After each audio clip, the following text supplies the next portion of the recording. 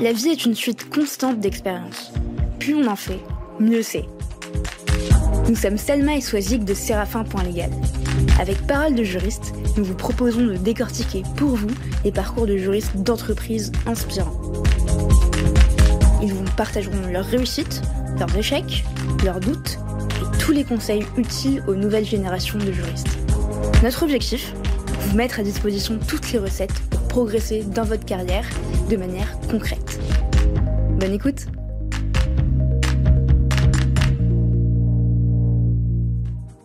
Avant de commencer cet épisode, avec Swazik et toute l'équipe de Séraphin.légal, on voulait vous remercier toutes et tous. Toutes celles et ceux qui nous écoutent, qui partagent les épisodes, qui nous envoient des messages, qui s'abonnent au podcast, ça nous fait toujours extrêmement plaisir de lire vos retours et de les partager avec nos invités. Parole de juriste aujourd'hui, après une saison, c'est 9 épisodes avec plus de 9 heures de podcast enregistrés et autant d'invités remarquables. Défi relevé pour cette première saison et on continue l'aventure. Qui de mieux pour nous accompagner et continuer à promouvoir la profession que la première organisation de juristes d'entreprise en France et en Europe. J'ai nommé l'AFJE. Un grand merci à Marc Mossé et à Coralie Tsatsianis pour leur confiance. Enfin, vous êtes nombreux à avoir écouté le générique de fin d'épisode et à nous avoir demandé comment Séraphin.légal révolutionne le contract management grâce aux nouvelles technologies. Chez Séraphin, nous développons des solutions logicielles pensées et conçues pour simplifier le processus contractuel pour vous, direction juridique, et vos interlocuteurs, clients internes, prestataires, partenaires ou encore clients. L'objectif, simplifier, fluidifier et sécuriser la gestion de contrats en entreprise, de la rédaction jusqu'à la négociation, l'approbation interne, la signature et enfin le suivi des échéances. Pour en savoir plus, n'hésitez pas à nous contacter, nous vous avons laissé toutes les infos en description d'épisode. Bonne écoute et à très vite.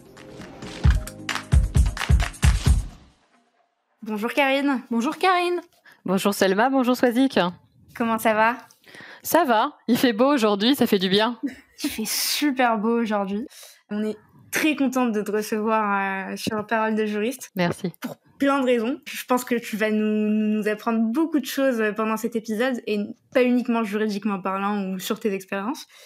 Puisque en plus d'exercer la profession de juriste, tu es aussi chroniqueuse d'une émission radio dont on parlera tout à l'heure. Et justement, c'est un exercice qui n'est pas du tout étranger pour toi, donc je pense que tu as pas mal de choses à nous apprendre à nous, les novices du podcast. On verra. Ouais, moi je suis chroniqueuse. En fait, c'est plutôt un rôle passif.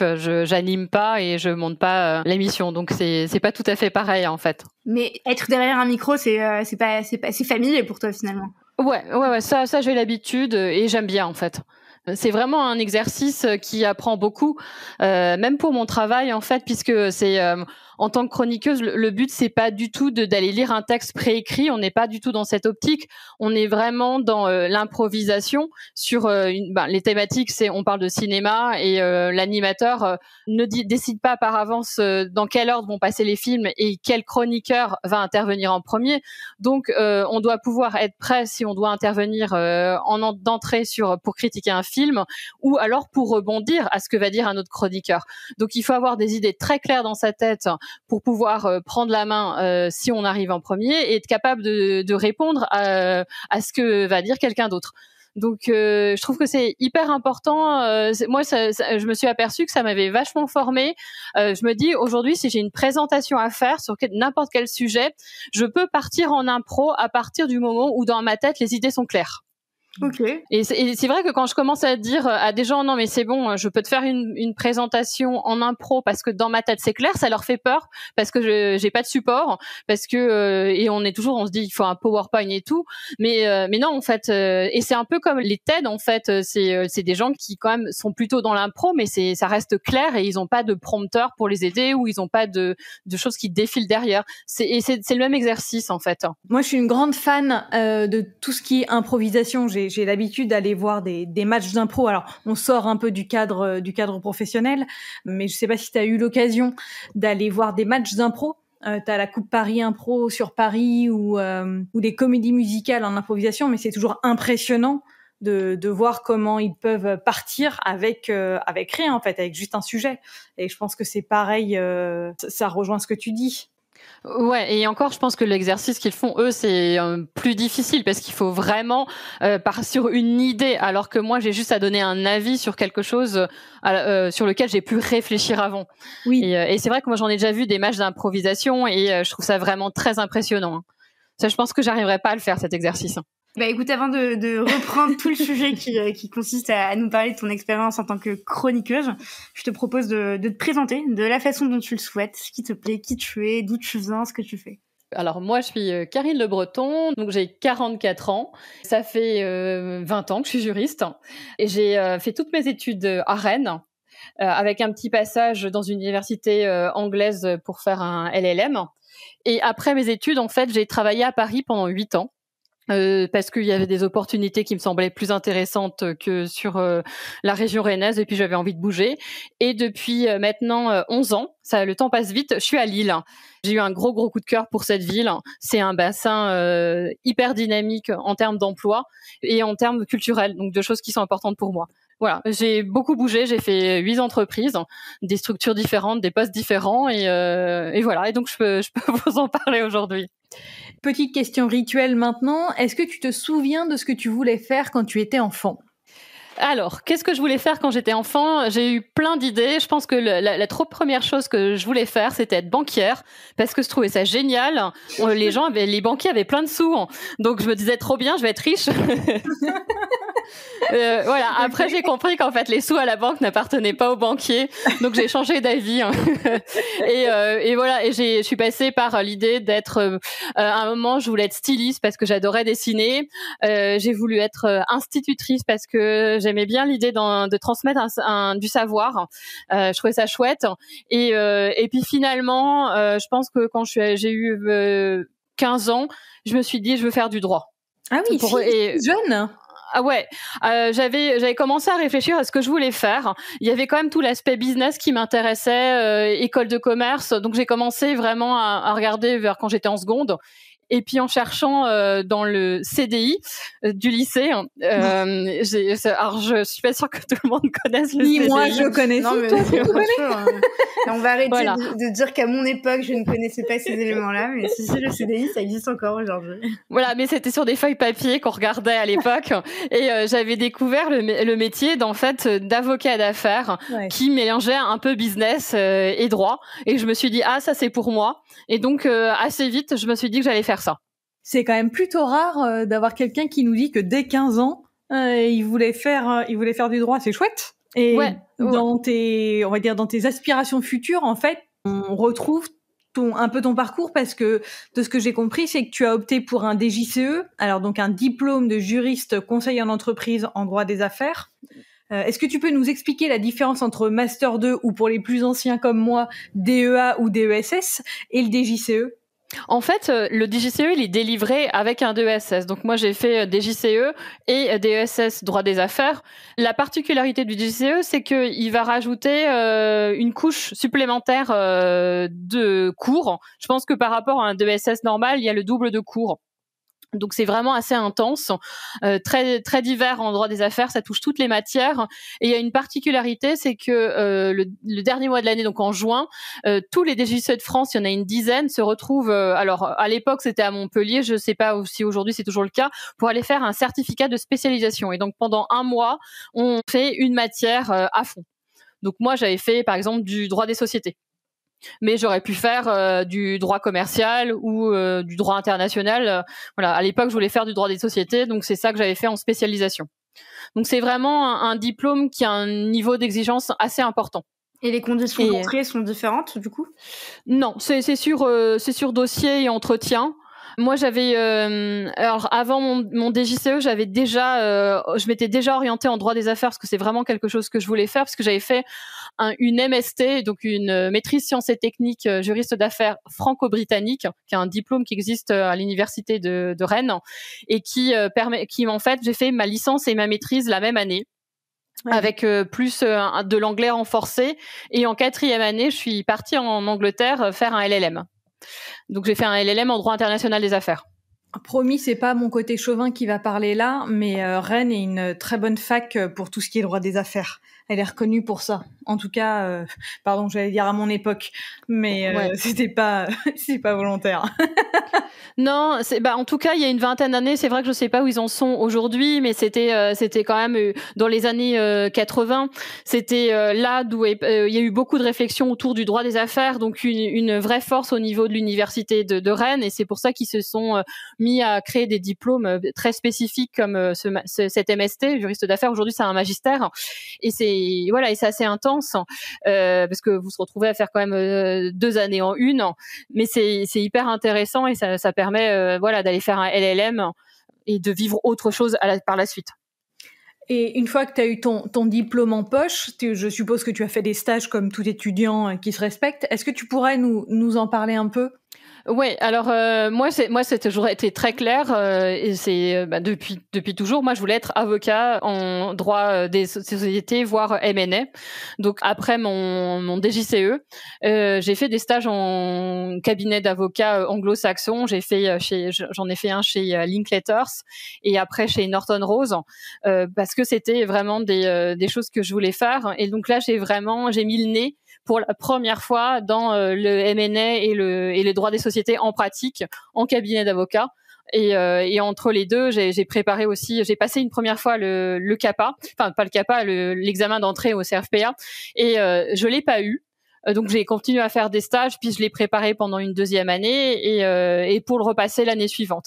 Et donc là, c'est vrai que c'était mes premières expériences. Je voulais vraiment être avocate, et là, ça a été l'énorme déception. J'ai détesté. J'ai pas du tout aimé le cabinet d'avocat et j'ai pas aimé faire du droit des sociétés. Et vous allez voir, mon parcours, c'est que ça. C'est des certitudes qui sont remises en cause, en fait. En se disant, mon parcours, je dirais qu'il est fait que de ça, d'être sûr de vouloir quelque chose, et quand je laisse, je me perçois que c'est pas ça qui me convient. Et en fait, vraiment le cabinet d'avocat, en tout cas, moi j'étais en cabinet anglo-saxon, c'était une grosse structure.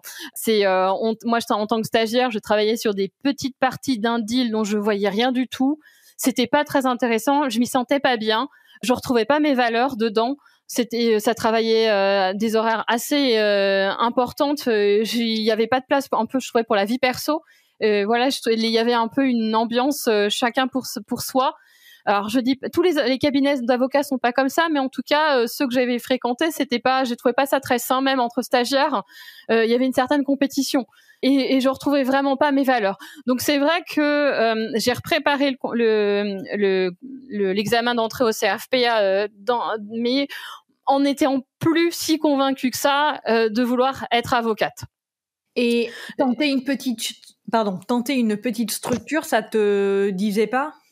Ah non, mais moi j'étais persuadée que c'était moi je voulais d'être dans un cabinet anglo-saxon, j'avais fait mes études à l'étranger, c'était pour ça, c'était parce que c'était des gros deals, et moi je ne voyais pas autre chose, en fait. J'avais décidé que c'était ça et que c'était pas possible de faire autre chose que ça, même une petite structure, c'était pas mon souhait.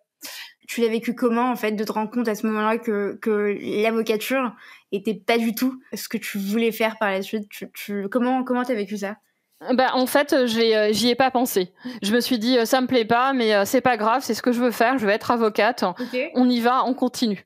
Sauf que la motivation, elle était plus la même. Et quand j'ai repassé, j'ai quand même préparé le CRFPA l'année d'après avec une prépa et tout, et je l'ai de nouveau pas eu. Et donc ça a été vraiment un énorme échec, parce que c'est quelque chose que j'avais énormément préparé. C'était la première fois que j'avais un échec comme ça dans mon cursus scolaire. J'étais assez désemparée et je savais plus trop quoi faire. Du coup, moi, je me suis dit, il faut que je travaille. Donc, j'ai commencé à chercher à travailler. Et comme je voulais pas retourner en cabinet d'avocat avec cet échec, je me suis dit, bon, on va se diriger vers l'entreprise, mais avec vraiment un sentiment amer d'échec, je vais en chercher un poste de juriste, mais c'est pas ce que j'ai envie de faire, en fait. Et est-ce que, avec le recul, tu considères que cet échec-là était au final une chance ? Exactement. C'est-à-dire que les choses m'ont démontré qu'en fait, c'était pas un échec qui était arrivé par hasard, c'est que vraiment, alors je sais qu'à l'époque, j'aurais jamais été épanouie en cabinet d'avocat et je l'aurais vécu comme une souffrance. Mais voilà, j'ai décidé de faire ça, donc je n'abandonnerai pas en fait. C'était plutôt ça. Et je me suis dit, c'est un signe de la vie qui, voilà, elle m'a envoyé mon premier échec, mais quelque part c'était un bon échec.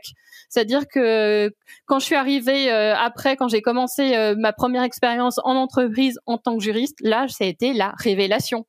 J'ai adoré mon job. Je suis arrivée chez Ubisoft, qui était quand même c'est une société de jeux vidéo. On était dans le début des années 2000, c'était encore une petite structure. C'était une société assez jeune, la moyenne d'âge était quand même de 28 ans, donc une ambiance plutôt sympa. Et en fait, je me suis retrouvée à faire autre chose que du droit des sociétés. J'ai fait plutôt du droit de la distribution, droit commercial, des contrats. Et ça, c'était vraiment très business et j'ai vraiment adoré. Ça a été la révélation, le fait de travailler dans une entreprise, de me sentir faire part du business en fait, de me dire quand j'entendais des pubs à la télé pour tel ou tel jeu vidéo, je me disais mais ça c'est ma boîte en fait, je suis hyper fière, ça me parle en fait, et je me sentais vraiment intégrée dans cette entreprise, avoir les mêmes envies de réussite que l'entreprise, et je me suis dit en fait non, ça, c'est ma voie, c'est d'être juriste, parce que ça me correspond mieux. C'est drôle ce que tu dis parce que je suis un peu comme toi aussi, je suis même complètement comme toi quand dans mes jobs précédents, j'entendais soit parler de SNCF ou lorsqu'un livre sortait, parce que j'ai travaillé chez Hachette Livre, j'étais fière de travailler dans ces entreprises-là, et je peux dire que je m'identifiais, mais en tout cas ça me faisait plaisir de voir aussi l'aboutissement du travail qu'il y avait pu y avoir derrière.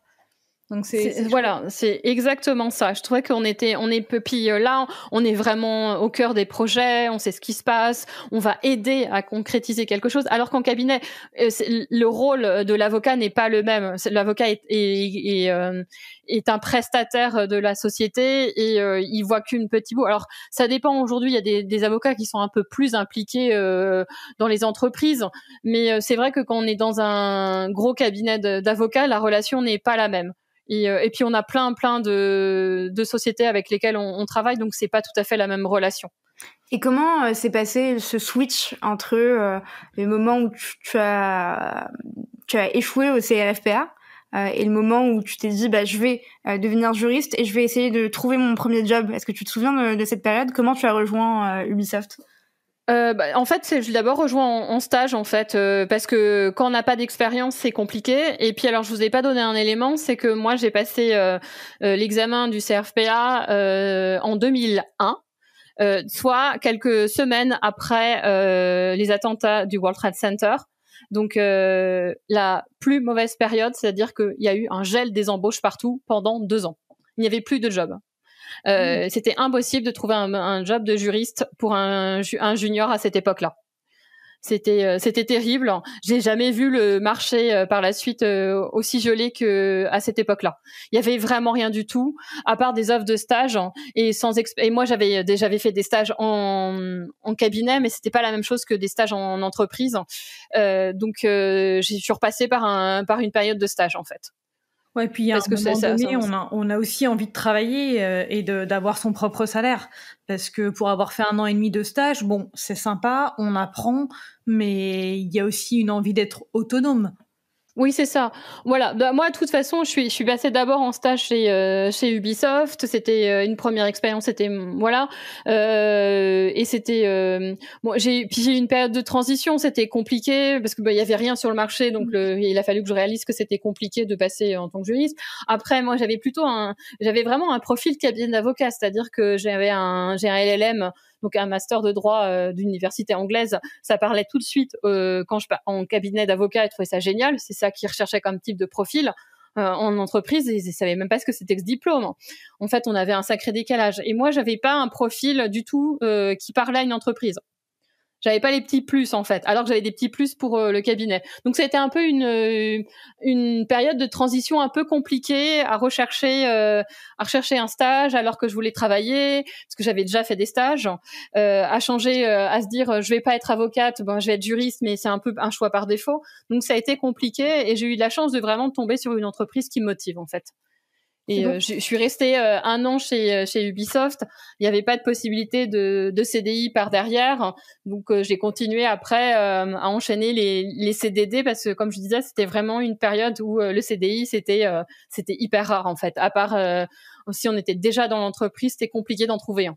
Ok, c'est quelque chose qu'on voit de manière très régulière dans le monde juridique, le fait de toujours commencer par un CDD avant de commencer par un CDI.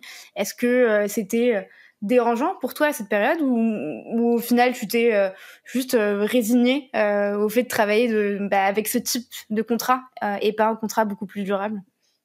Je dirais le désinconvénient, c'est le fait que on sait jamais de quoi est fait demain, donc on n'arrive pas à avoir de projet en fait, et ça c'est embêtant.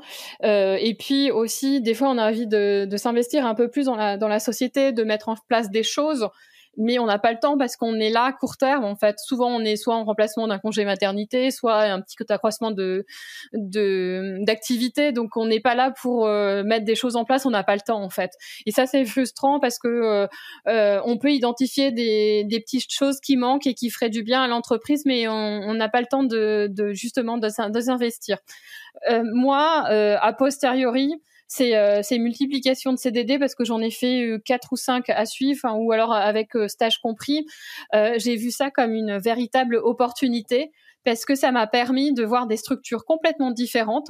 Donc j'ai travaillé dans des plus petites boîtes comme Reed Exhibition qui s'occupe des salons d'organisation de salons. On a la FIAC qui est très connue, ou Maison et Objets qui est organisé par Reed Expo, qui est plutôt une petite structure dans du service. J'ai travaillé dans des gros groupes comme Alstom, où là je suis retournée faire un peu du M&A. J'ai fait un petit détour aussi en cabinet avocat parce que j'ai une opportunité et où ça m'a confirmé que c'était vraiment pas fait pour moi. Et du coup voilà, j'ai fait des droits différents, j'ai fait des structures différentes, des groupes internationaux, des structures françaises, et j'ai compris ce que je voulais et ce qui me plaisait. Et ce qui me plaisait en fait, c'était faire du droit de la distribution. Ça c'était clair. J'adorais ça. Et c'était être dans une structure internationale, mais pas trop grosse. Alstom pour moi c'était trop gros, c'est trop de structuration, trop de hiérarchie, on était trop loin du business, c'était l'industrie aussi et ça m'intéressait moins, l'industrie.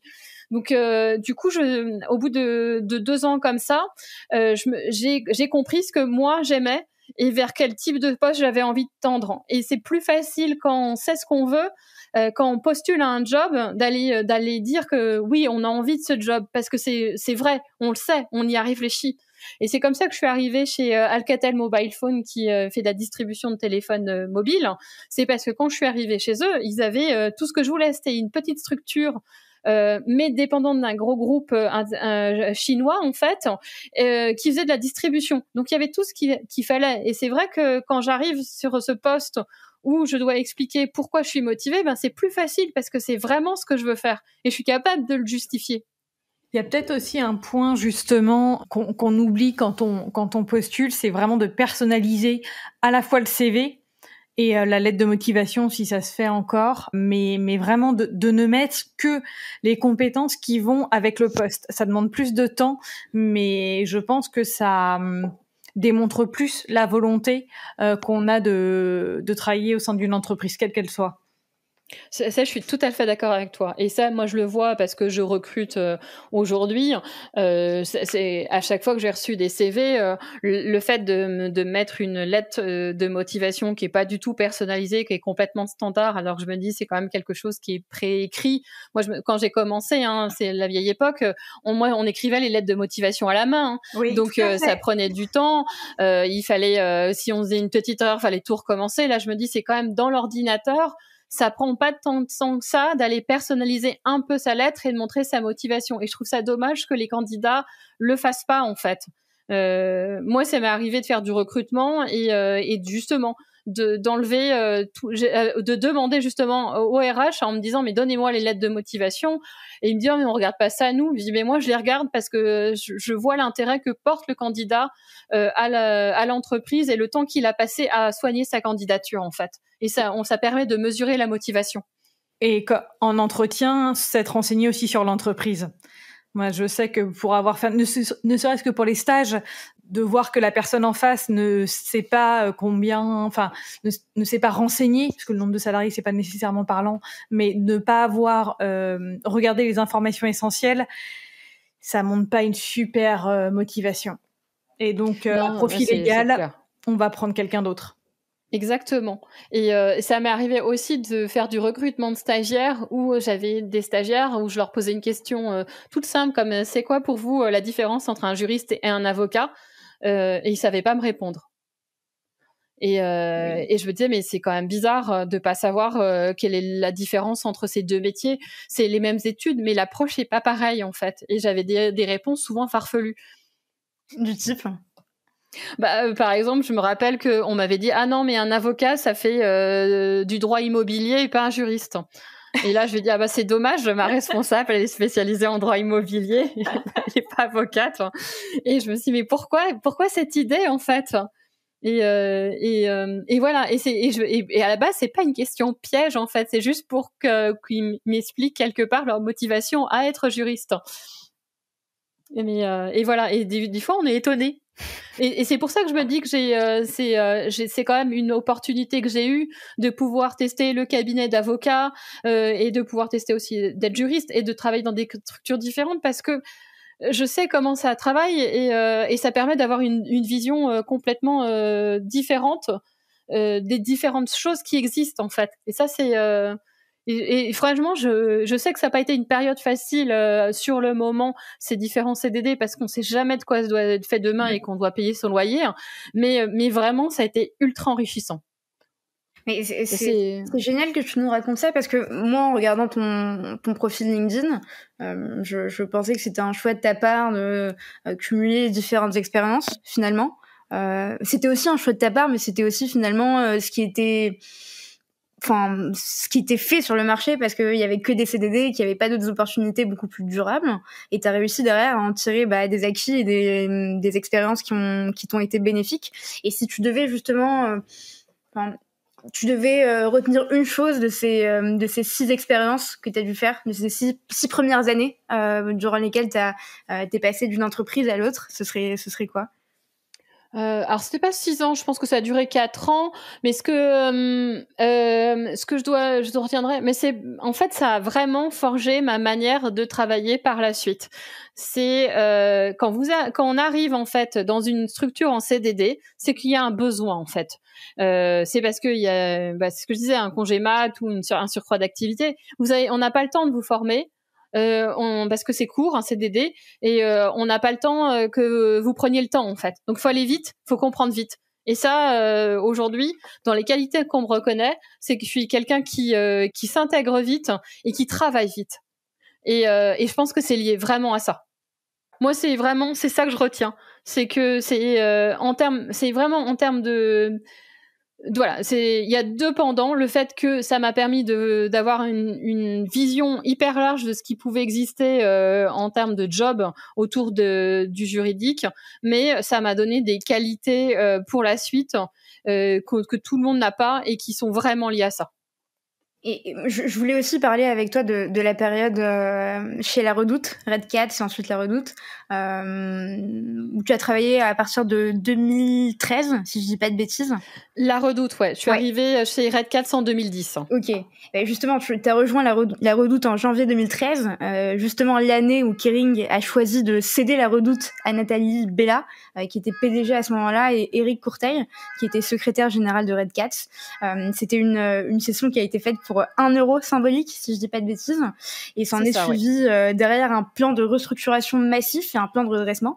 Et à ce moment-là, La Redoute était encore uniquement connue pour le catalogue, avec justement un business model encore basé sur le stockage, la livraison à l'ancienne, alors que les enjeux du e-commerce, que les gens plutôt, les acteurs du e-commerce comme Amazon innovaient déjà à ce niveau-là. Et la transformation, justement, à ce moment-là, s'est opérée au niveau de l'offre de Red Cat.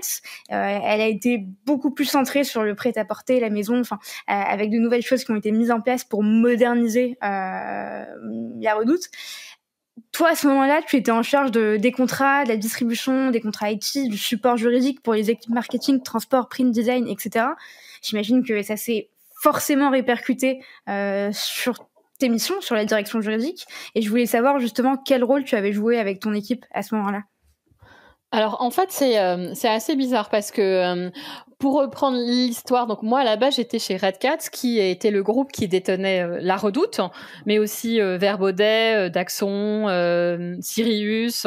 C'était vraiment un groupe, voilà, ils avaient même Elos en Suède avec énormément de sociétés. Ils étaient implantés, ils avaient une OSP aux États-Unis, donc vraiment avec une grosse partie Red Cat et États-Unis, c'était quand même une grosse partie, enfin c'était pas négligeable en fait, donc vraiment beaucoup de marques. Donc je suis arrivée dans un groupe qui était quand même pas mal implanté, pas mal dynamique, et je suis arrivée là, et c'est quelques temps après où Kering a exprimé l'envie de vendre Red Cat. Donc moi j'étais à peine arrivée dans ce nouveau groupe que j'apprends que l'actionnaire principal veut céder. Donc on est rentré aussitôt, à peine arrivé, dans l'idée d'aller céder tout le groupe.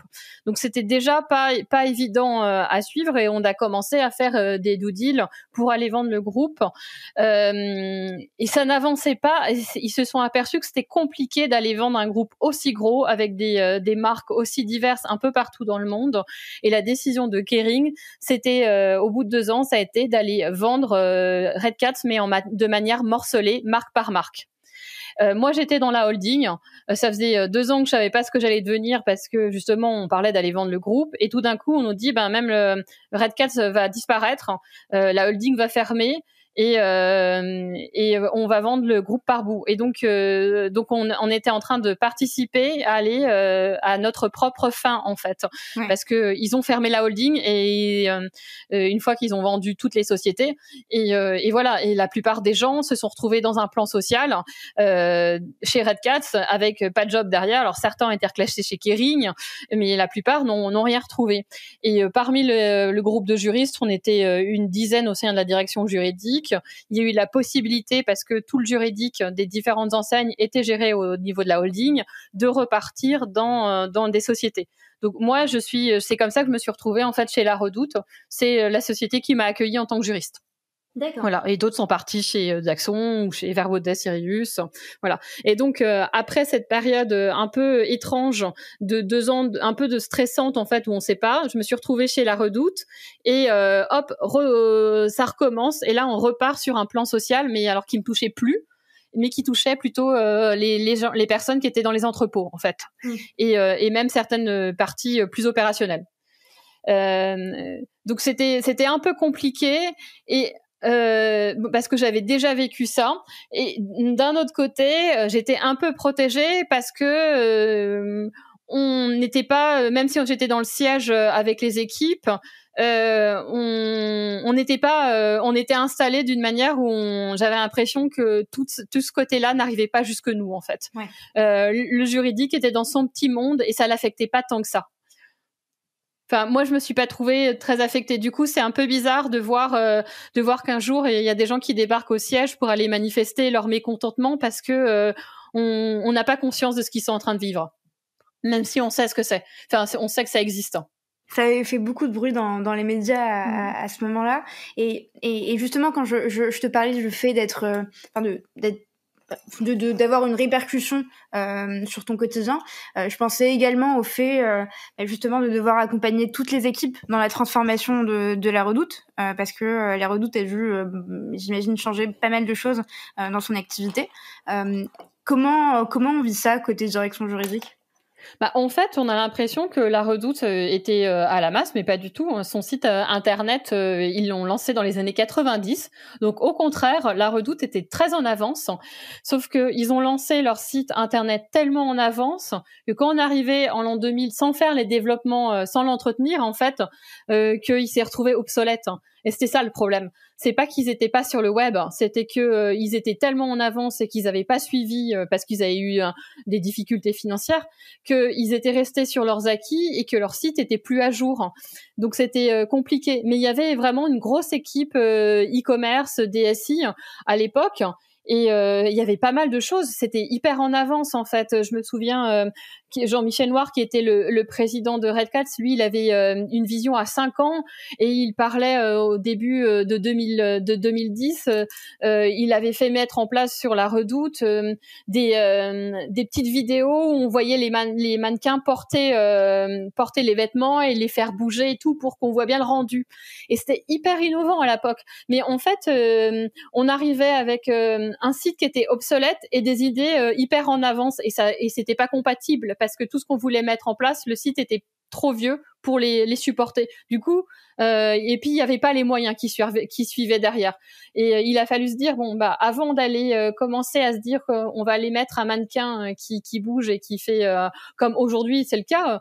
Il y a toujours des vidéos pour voir comment ça bouge sur le vêtement sur un. Et ben on s'est dit avant d'en arriver là, il va falloir mettre le site à jour. Et il y a eu un vrai besoin d'une transformation digitale, mais plutôt pour repenser tout le système informatique sur lequel reposait le site internet. Ouais, ça a dû être un vaste chantier. C'était très compliqué en pratique parce que quand vous avez la structure, enfin on va dire que le système d'information était tellement obsolète que vous avez, il faut le mettre à jour bout par bout et que c'est plus simple de repartir de zéro que de mettre quelque chose à jour.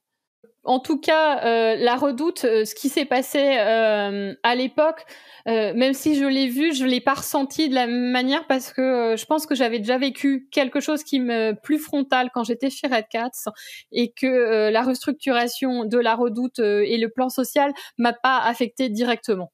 Je voyais les gens qui partaient, mais il y avait des conditions qui avaient été négociées avec Kering, avec un plan de départ volontaire. C'était des gens qui sont partis avec des bonnes conditions financières. C'était pas un plan social. Enfin, moi, de mon point de vue, après, il faudrait parler avec des gens qui l'ont vraiment vécu, mais c'était quand même un plan social assez encadré en termes financiers finalement, où on a accompagné les gens, on leur a permis de se reconvertir. Donc j'ai pas été et puis moi j'étais pas impliquée dedans, donc ça n'a pas été une période particulièrement, je dirais, plus marquante que ce que j'avais vu avant en fait. Ouais. Et après cette expérience chez La Redoute, tu as rejoint Mobivia en 2017 en tant que responsable juridique et droit des affaires. Donc pour ceux qui ne connaissent pas Mobivia, c'est un des leaders européens de la mobilité et qui détient des marques comme Noroto, que tout le monde connaît, ou Midas, et puis peut-être des marques un peu plus confidentielles. Il y a Smooth, Ubigo ou Altermove. Alors du coup, de passer, on va dire, du vêtement au moyen de transport, est-ce que ça a changé tes problématiques sur ton poste ? En fait, l'accentuation qui s'est faite en arrivant chez Mobivia, c'est dans mon périmètre. Moi, j'ai la transformation numérique et digitale de l'entreprise, de tout Mobivia en fait. Finalement, c'est la continuité de ce que je faisais chez La Redoute ou qui mettait à jour, qui était aussi en transformation digitale puisqu'ils avaient ce qu'il fallait. C'est la même problématique qui se pose aujourd'hui dans des enseignes comme Noroto ou Midas. C'est que oui, ils ont des centres auto, mais on sait qu'aujourd'hui, c'est pas suffisant et qu'il faut avoir des outils performants en ligne et que on peut pas se reposer que sur le centre auto. Et on le voit avec le Covid où c'est hyper important de pouvoir prendre rendez-vous sur le site internet ou de pouvoir prévoir un click and collect parce que ton centre est fermé. C'est vraiment une autre façon de voir et que cette transformation digitale, elle est hyper importante et qu'elle était peut-être pas dans les mœurs jusqu'ici parce que c'est du centre auto, parce que c'est quelque chose, c'est du physique en fait et qu'on se dit que en fait le site internet c'est un accessoire à la base en se disant c'est un petit plus qu'on a alors que ça doit être vraiment un complément, enfin ça doit être ensemble en fait. L'un ne peut pas travailler sans l'autre. Et justement, quels ont été tes premiers chantiers? Quelles difficultés ou quels défis auxquels tu as dû faire face? En fait, moi, quand je suis arrivée sur le poste que j'ai aujourd'hui, en fait, j'ai récupéré dans la direction juridique, elle était organisée avec 3 pôles de compétences, un pôle affaires, un pôle assurance et un pôle corporate actionnariat. Et le pôle affaires était vacant. Enfin, en tout cas, il y avait plus personne pour le diriger depuis 2 ans. Et il y avait plus qu'une seule juriste en place qui faisait de l'API. Donc autant dire il se passait plus rien en fait. Il y avait une juriste qui était en partance également qui faisait un peu de la partie IT, mais c'était un pôle qui n'était plus animé. Et les gens faisaient sans en fait. Pour expliquer comment fonctionne Pôle Affaires, Aujourd'hui, c'est un pôle qui est à la fois en transversal, puisque il va traiter des problématiques comme la transformation digitale du groupe. Par exemple, j'ai récupéré encore récemment la partie supply chain, donc vraiment tout ce qui est transversal. Et aussi, c'est un pôle qui va récupérer qui a des fonctions aussi régaliennes comme la data, la propriété intellectuelle du groupe, qui sont traitées à ce niveau-là, l'environnement. Et enfin, c'est la partie plus business, c'est toutes les entreprises qui n'ont pas leur propre service juridique. Il y a beaucoup de sociétés au sein de l'écosystème Obivia et elles sont pas suffisamment grosses pour avoir leur propre service juridique. Et juste, comme elles sont petites, elles faisaient 100 en fait. Il n'y avait pas de service juridique, tant pis, il y en a pas, on se débrouille. Et du coup, il a fallu reconstruire, aller leur faire comprendre qu'on était là, qu'on était à leur dispo et qu'on pouvait les aider, qu'on avait un intérêt, même s'ils avaient fait 100 jusqu'ici. Donc, et comment ça, concrètement tu t'y es prise pour dire coucou, je suis là, si vous avez des questions, venez voir moi. C'était ça en fait. C'était rétablir la confiance, rappeler qu'on est là. Après, c'est compliqué d'aller les voir parce que les structures par exemple, moi, je m'occupe d'une société qui s'appelle Synchrodiffusion, qui est notre grossiste, qui travaille pour les stations essence. Ils sont situés à Angers. C'est difficile d'aller les voir et de leur dire et d'aller dans l'équipe parce que quand on est au quotidien près des opérationnels, c'est plus facile d'aller vendre son métier. Là, on est loin, on est dans la holding, c'est encore plus difficile. Mais j'avais assez vite, au bout de 3-4 mois, j'avais quand même planifié un petit rendez-vous de 2 jours pour qu'ils me voient en fait. Et c'est plus facile quand on met un visage, qu'on l'a vu vraiment et qu'on s'est posé 2 jours à aller travailler ensemble. Ouais, complètement. Et de pas être vu non plus comme un censeur ou un empêcheur de tourner en rond. Ce qui est souvent le cas. Déjà, la difficulté, c'est d'être dans la holding.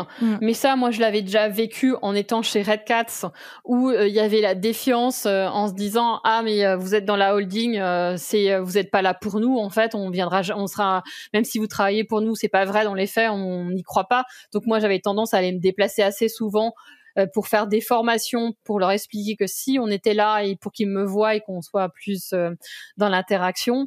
Et après, là, c'était plus, j'ai plus travaillé sur la confiance des équipes et démontrer qu'en fait, on n'est pas inaccessible.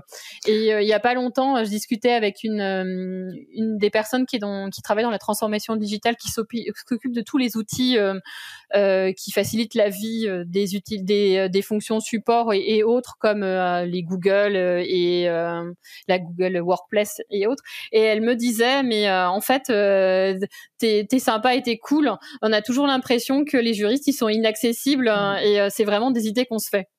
Ouais, je pense que, alors, ça reste mon avis, mais la formation et la sensibilisation est un bon moyen pour casser un peu, parfois, l'image qu'on peut avoir.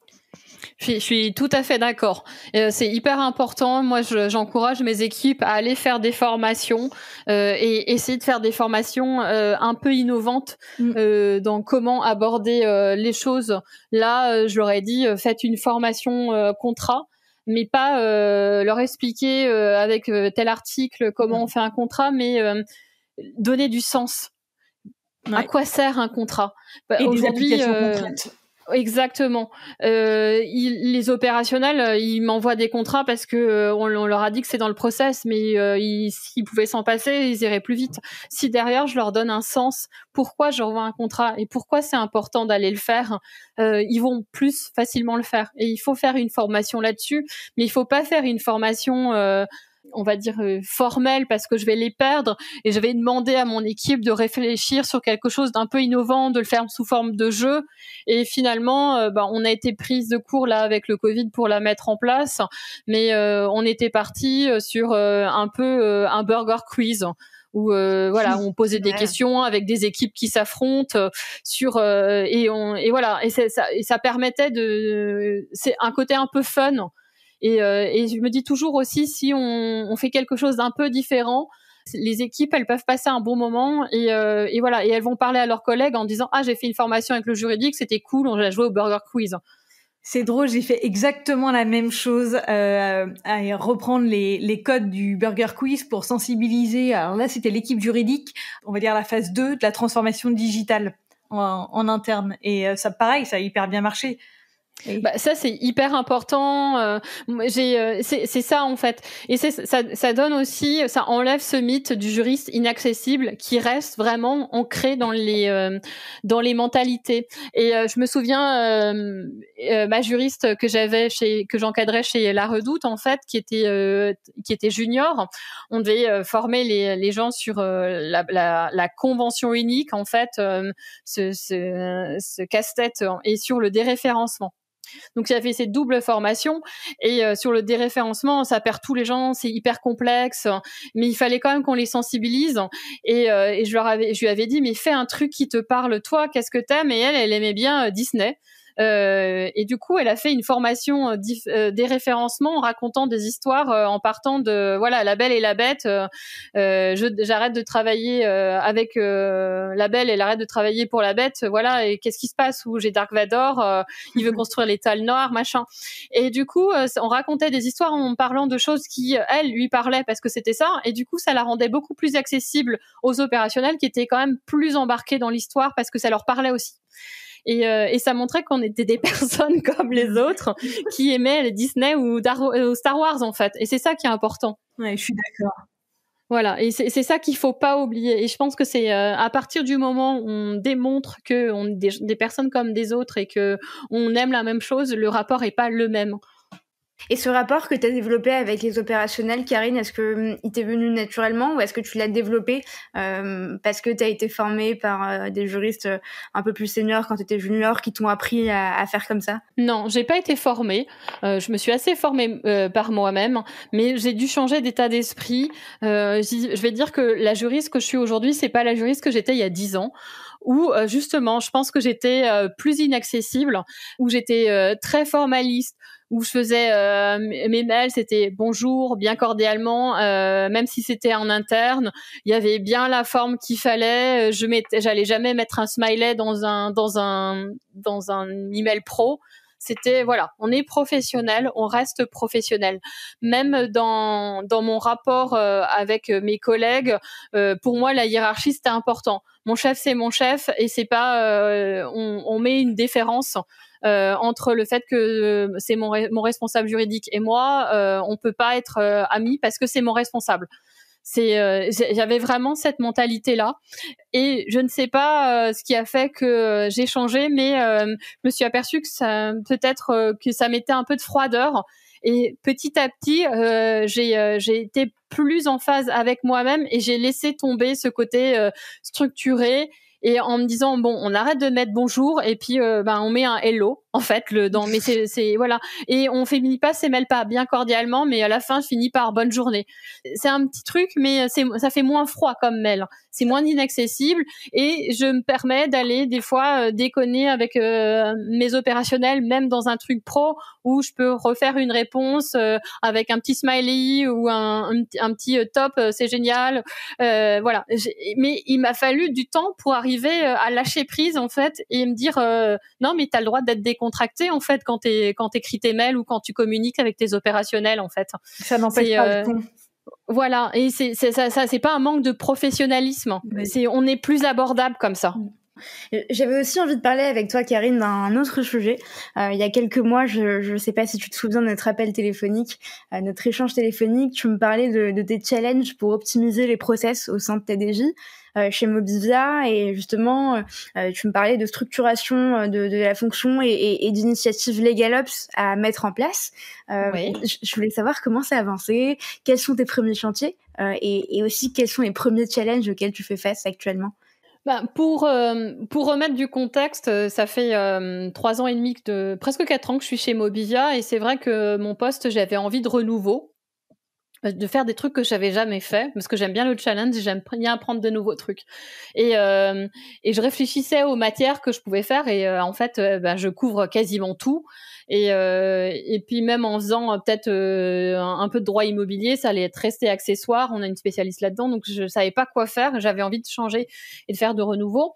Et je suis tombée en cherchant la fonction de LegalOps, et je me suis dit mais ça, c'est le métier de mes rêves, en fait. Ça fait hyper longtemps que je voulais faire ça, que je fais ça de manière non officielle. Mais c'est vraiment quelque chose qui me motive, c'est un vrai challenge, j'ai des vraies envies là-dedans.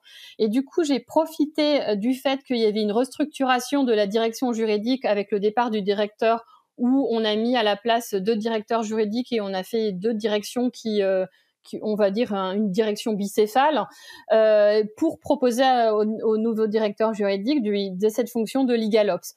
Je lui ai montré à quoi ça servait, je lui ai écrit une fiche de poste, je lui ai mis concrètement pourquoi ça avait un besoin, parce qu'en fait, ce qu'il faut savoir, c'est que chez Mobivia, c'est quand même une trentaine de juristes répartis en Europe, et que chacun fait des choses dans son coin, qu'on a tous énormément de travail et que ça manque de process, et que si on avait quelqu'un pour aider les juristes dans leur quotidien à mettre du process, je suis sûre que tout le monde allait accueillir ça à bras ouverts. Et donc j'ai vraiment lu beaucoup de choses sur LegalOps, j'ai fait des fiches de poste pour montrer ce que je pouvais faire concrètement, ce que ça pouvait apporter. J'ai présenté des projets que j'allais faire. Et en fait, le directeur juridique a été en parler au RH et au DAF auquel il est rattaché, et il a réussi à convaincre un peu tout le monde du fait que ça avait un intérêt. Et donc comme ça, j'ai pu mettre depuis janvier, j'ai récupéré une fonction de LegalOps en plus de ma fonction de juridique. Et là, j'ai lancé plusieurs chantiers hyper intéressants.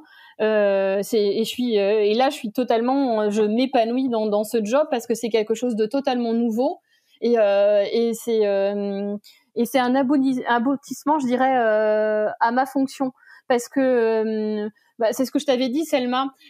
Aujourd'hui, moi, je suis juriste depuis 20 ans. Je suis responsable juridique. Je manage des juristes seniors, donc ont 10 ans d'expérience, que j'accompagne, que je conseille, mais moins en expertise parce qu'elles sont souvent en expertise sur leur domaine de compétences plus que moi.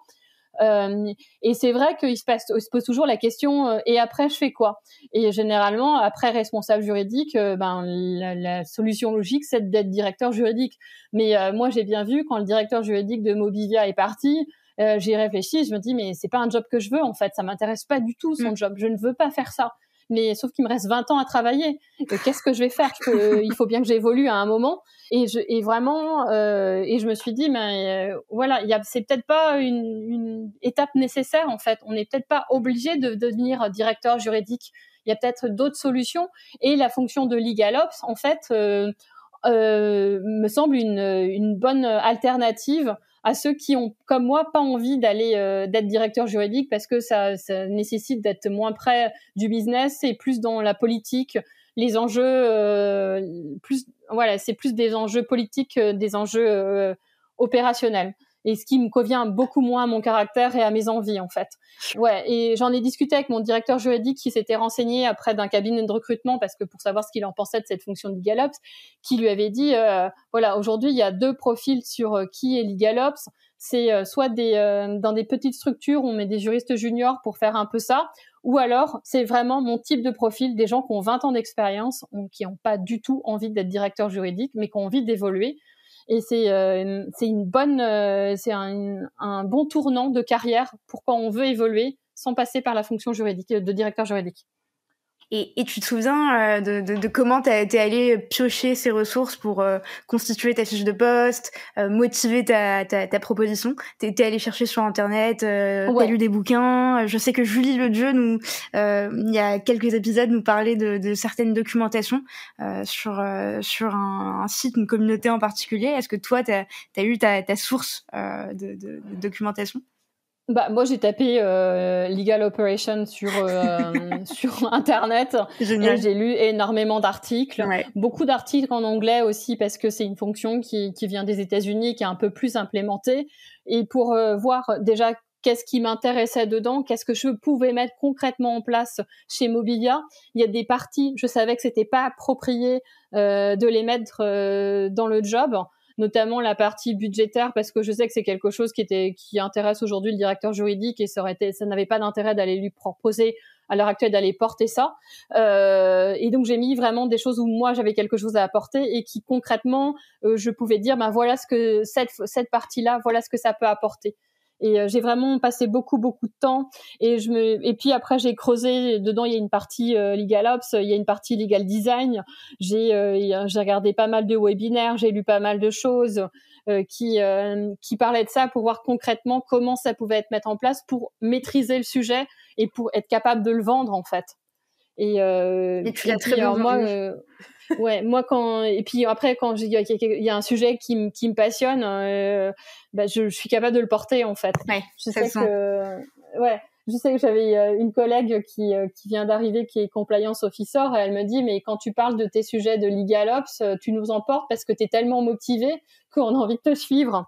Mais voilà, et moi c'est plutôt, voilà, quand je crois à ce que je veux, je suis capable d'aller emporter et déplacer des choses. Après, ça a des inconvénients, mais c'est pas facile d'avoir des gens trop enthousiastes en face de soi qui voudraient faire tout changer et qui peut perdre des gens qui ont besoin de plus de temps. Mais voilà, mais c'est vraiment quelque chose qui me motivait et qui m'éclate parce que c'est une autre façon de faire le droit, en fait. Excellent. Et quels sont tes premiers chantiers, du coup, si tu peux nous en parler? Ouais, là, par exemple, on a commencé. Alors là, j'ai travaillé avec un juriste au pôle corporate, comme ça, qui est un peu plus junior, et ça nous permettait d'avoir une double vision, et qui est aussi qui aime bien aussi l'aspect LegalOps. Et on a travaillé sur la mise en place de DocuSign, qui existait déjà, mais plutôt en forme POC. Et là, on a recueilli des besoins, on a mis en place des process, enfin pour expliquer comment utiliser DocuSign. Et puis après, je me suis dit, DocuSign, c'est pas qu'un outil de signature. C'est aussi, je fais pas de pub pour DocuSign, mais c'est l'outil qu'on utilise. C'est aussi un outil de contract management. Il faut que j'aille plus loin, et j'ai creusé, mais au maximum, tout ce que je pouvais faire avec DocuSign. Et là, j'ai lancé un process de signature, parce qu'aujourd'hui, moi, quand j'envoie mon contrat à DocuSign à signer, j'ai pas vu mon signataire, mon DG, donc il signe les yeux fermés en se disant, j'ai confiance, Karine m'a envoyé son contrat, elle a dû très bien négocier, et je suis hyper contente qu'il ait confiance en moi, mais je suis pas très à l'aise. et donc j'ai mis en place un process de validation interne pour qu'il ait la certitude que toutes les personnes qui doivent avoir mis le nez dans ce contrat l'aient vu, avec aussi un résumé du contrat, pour que quand il signe en toute confiance. Génial. Et après, si j'ai l'audit, chez nous, on a un département d'audit, et il est amené à auditer comment sont faits les contrats, il a cette fiche et il sait que c'est bon. Il n'a pas les besoins d'aller voir plus loin. Il sait que ça a été vu par toutes les personnes. Et ça, c'était super important, parce que voilà. Et puis il y a aussi un process. Il faut que le rendre un peu sympa, parce que derrière, pour expliquer aux gens que en fait, il y a des choses à faire en plus, il faut leur donner du sens aux juristes. Donc j'ai aussi travaillé sur la présentation, comment je pouvais leur expliquer parce que c'est un petit process un peu lourd. Il faut tout formater sur DocuSign. Donc j'ai essayé de faire des petites vidéos où on filme l'écran pour que ce soit plus parlant pour eux. Donc voilà, et ça c'est super important, parce que j'aime bien créer, moi. Donc j'ai eu un blog pendant longtemps. Ouais. Et du coup, j'ai l'impression de retourner à mes amours passés, où je crée des choses, en fait. Et ça, j'aime bien. C'était un blog sur quoi? C'était sur Lille, en fait. Quand je suis arrivée sur Lille, c'était il y a 11 ans maintenant, je me suis dit, je connais pas la ville, j'ai envie de la découvrir, et est-ce que je pourrais pas emmener les gens découvrir la ville avec moi? J'avais appelé mon blog Lille était une fois, et j'allais visiter des petits endroits, et je prenais en photo, et je mettais pas mal de photos, et j'expliquais où j'allais faire une sortie particulière, et j'expliquais, en fait, ça pouvait être aussi une sortie ciné, en disant voilà, dans les cinés lillois en ce moment il y a ça, et je vous faisais une critique ciné. C'est comme ça que je suis arrivée d'ailleurs sur le podcast. Et voilà, où j'allais voir une pièce de théâtre, et je leur disais en ce moment à Lille, vous pouvez aller voir ça, je vous donne mon avis. C'était vraiment qu'est-ce qu'on peut faire à Lille quand on y est, et quelle sortie je peux vous recommander. Et ça me fait une superbe transition pour le sujet suivant que je voulais évoquer avec toi. Je te propose d'écouter quelques petites secondes du jingle, et je te laisserai me dire ce que ça t'évoque.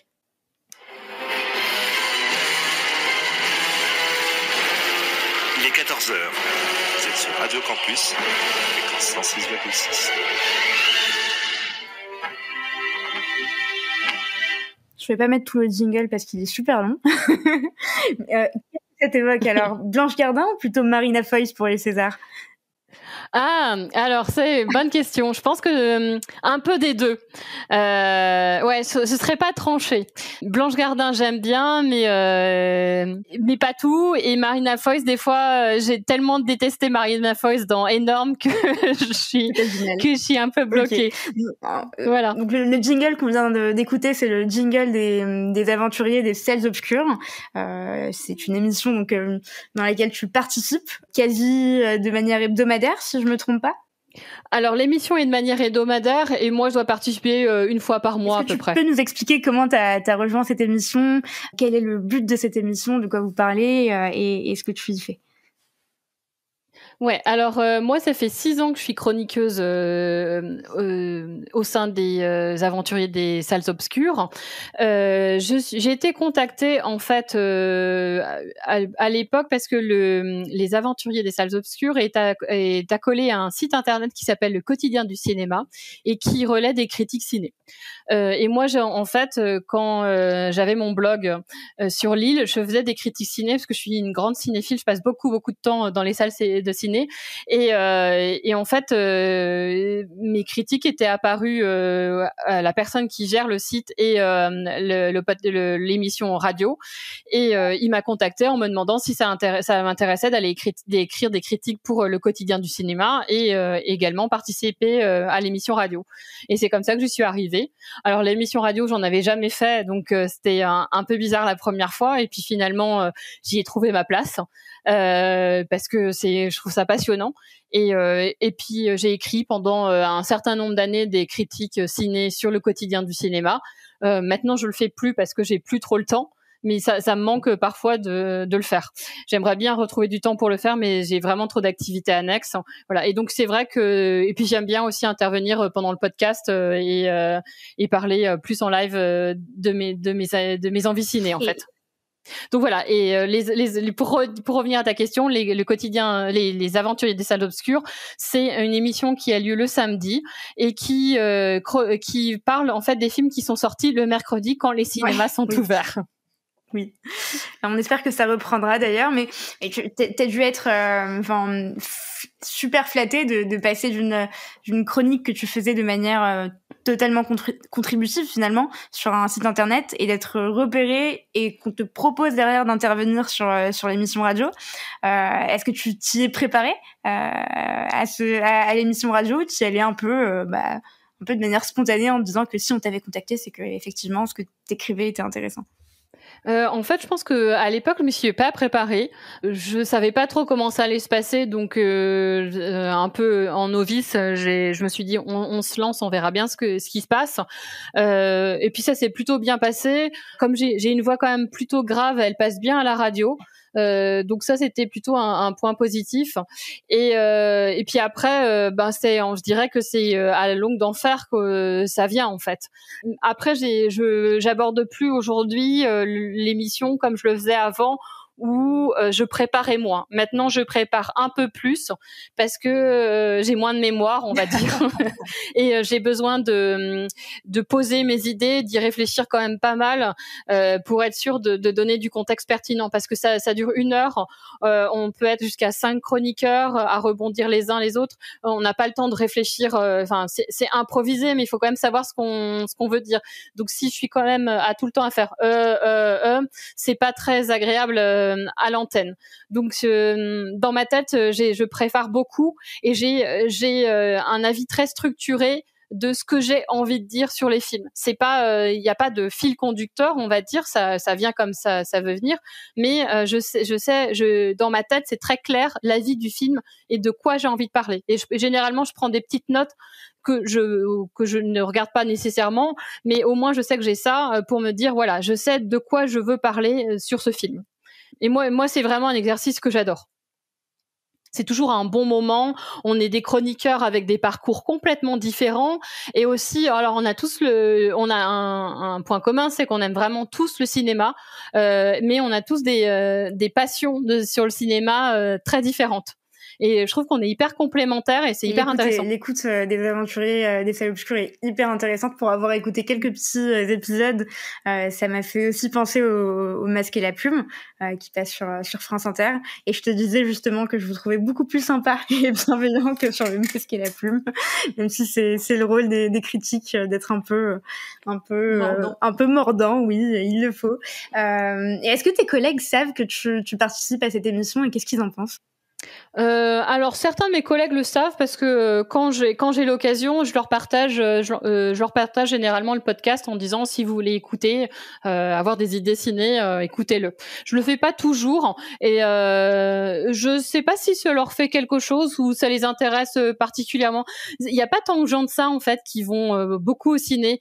Je suis entourée de beaucoup de parents en fait qui, quand je leur dis que je vais 3 fois par semaine au ciné, me regardent avec des yeux tout ronds en disant mais c'est le nombre de fois que je vais par an au ciné.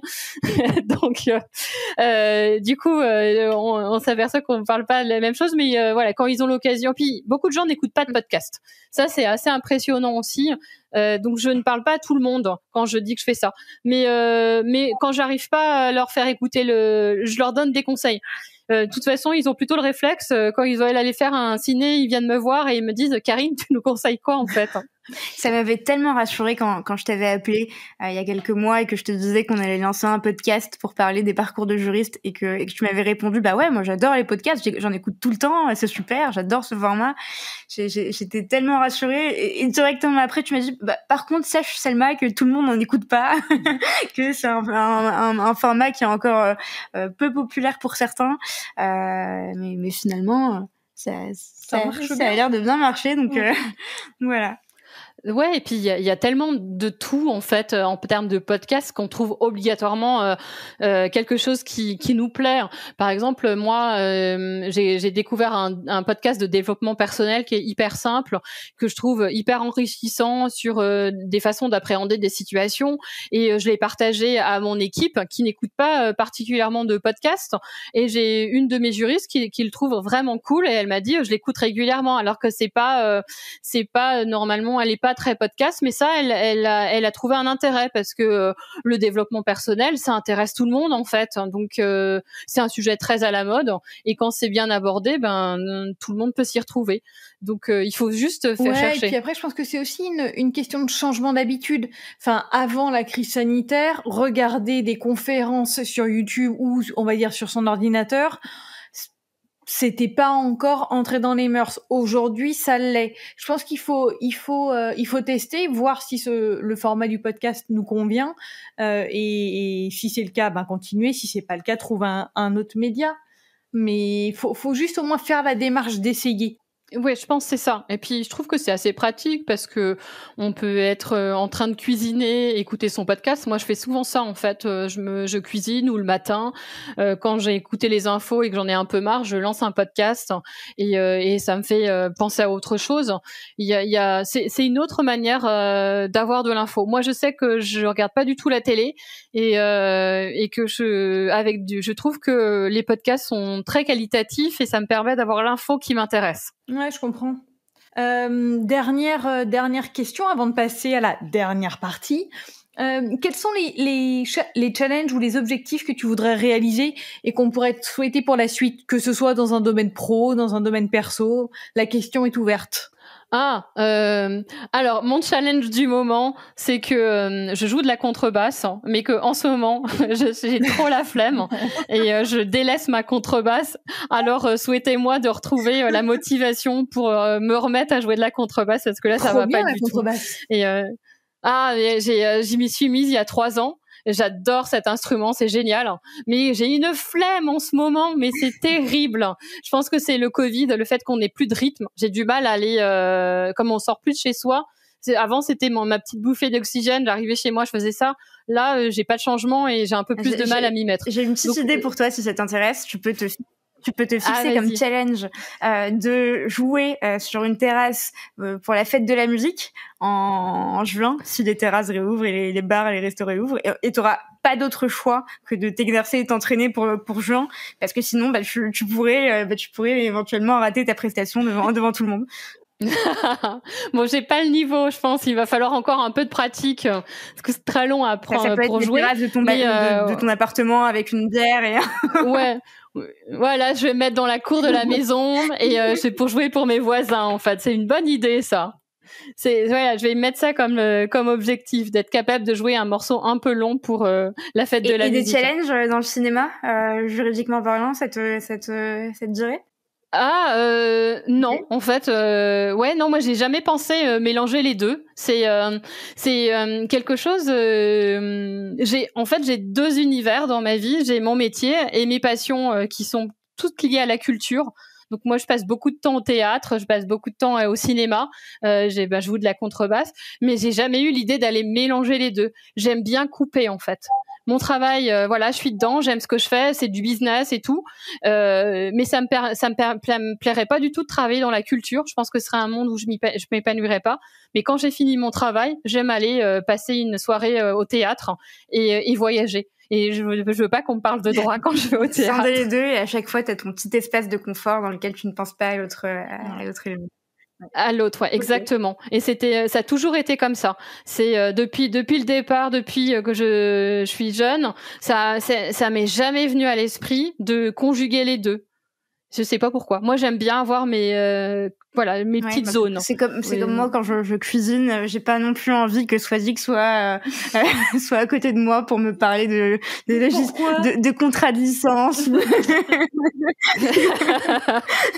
ou de données personnelles. Je serais à côté de toi pour boire un verre, mais oui. Ça, c'est plus sympa tout de suite. Sympa. Ça, c'est le côté breton de Swazik. On n'oublie jamais de boire un verre. Ça peut être un verre d'eau, on sait pas. Bon, d'accord, je suis pas crédible, mais...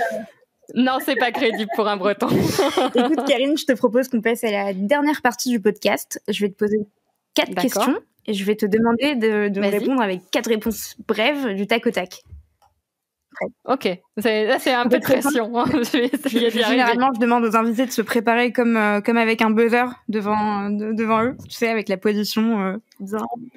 Ouais, c'est exactement. Naturellement, je me suis mise comme ça. J'ai mis les mains sur le front pour me concentrer. Première question.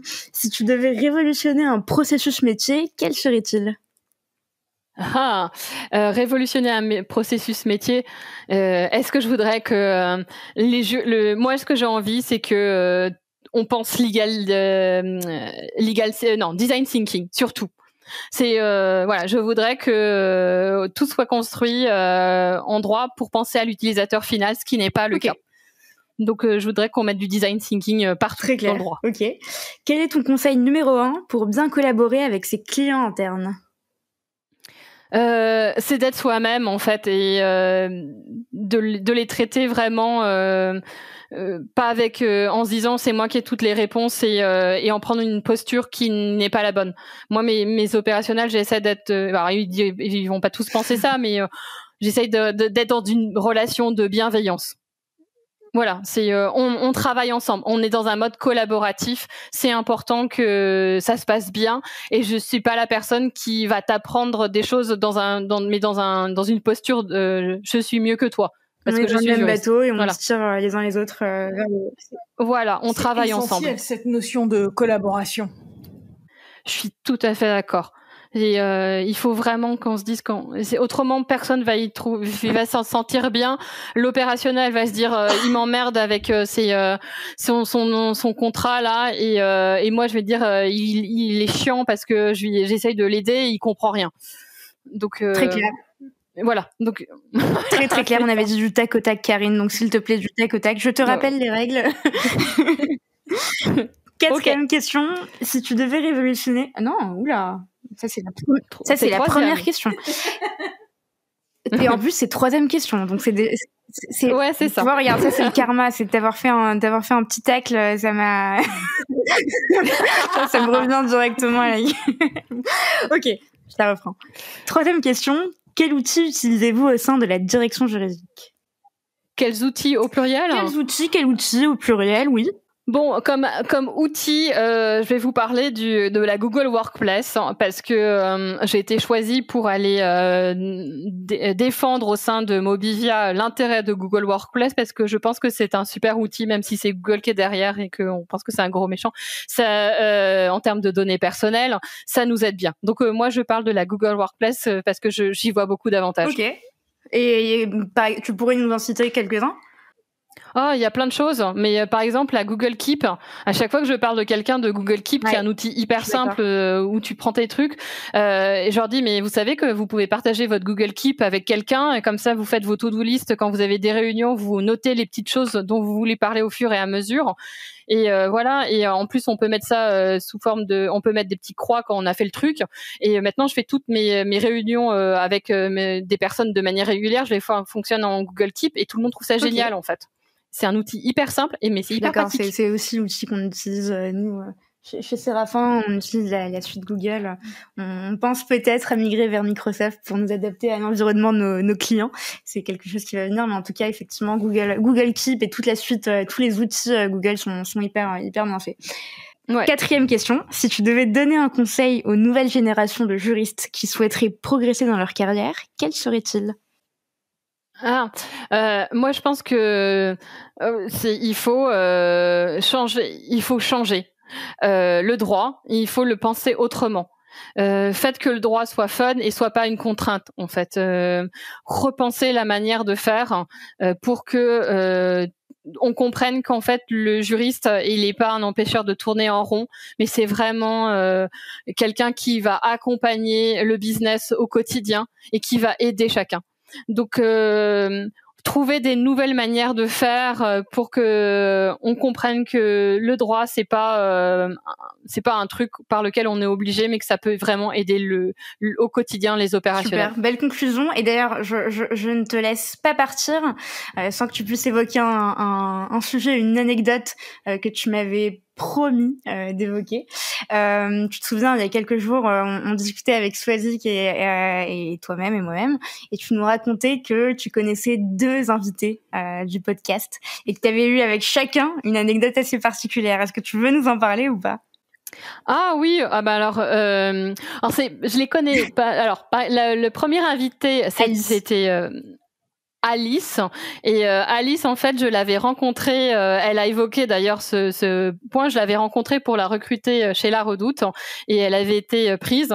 Et elle vous raconte ce passage justement où elle avait trouvé CDI et elle a été voir Eurotunnel et quand ils lui ont dit ça, ils l'ont embauchée alors qu'elle avait un CDD. Donc c'est comme ça que je connaissais, je l'ai pas revue depuis. Voilà. Mais bon, c'est quand même resté en travers de la gorge parce que j'étais très contente de l'embaucher et du coup elle m'est filé entre les doigts. Bon, après je l'ai remplacée par une autre juriste que j'adore. C'est Noémie que j'ai managée pendant plusieurs années. Donc je suis contente quand même que Noémie ait pris sa place. Mais bon, voilà, j'en veux toujours un peu à Alice. Voilà, Alice, si tu nous écoutes, il faudra revenir vers Karine pour t'excuser. Ok, et deuxième anecdote. La deuxième anecdote, c'était à propos d'Antoine qui était responsable juridique chez Pinky et en fait j'avais passé les entretiens pour être responsable juridique chez Pinky et je pense que j'étais dans la shortlist quand ils ont décidé de choisir Antoine parce qu'il était déjà dans la société et donc voilà, et donc j'étais très triste parce que j'avais envie d'aller travailler chez Pinky, le poste avait l'air super sympa et voilà, donc en fait c'est des invités contre qui je suis un peu fâchée finalement. Bon ils écouteront je pense ce passage ou tout l'épisode et je pense qu'ils reviendront nécessairement vers toi. En tout cas on a eu beaucoup de plaisir à échanger avec toi Karine, que ce soit pendant merci pendant l'épisode, après en le préparant, c'était très très chouette. Ouais. Ah mais merci, j'ai vraiment passé un super moment, ça me fait super plaisir d'avoir échangé avec vous et de vous avoir rencontré en plus, parce qu'on se connaissait pas, donc c'est vraiment cool, merci. Pas, effectivement, et maintenant on a l'impression de se connaître depuis plusieurs années et d'échanger, voilà. Et on coupera peut-être cette partie. Bon, merci beaucoup Karine et bonne fin de journée. Merci Karine. Merci. À bientôt. Bonne journée, au revoir. Salut. Merci d'avoir écouté cet épisode jusqu'au bout. N'hésitez surtout pas à le partager autour de vous, ou encore comme moi, à inciter vos collègues à s'abonner au podcast. Si l'épisode vous a plu, Laissez-nous 5 étoiles ou un commentaire, ça nous fait toujours extrêmement plaisir de lire vos retours. Enfin, si vous souhaitez découvrir comment Séraphin Légal révolutionne le secteur du contract management grâce aux nouvelles technologies, rendez-vous sur séraphin.légal, section Demandez une démo. Merci encore et à très vite.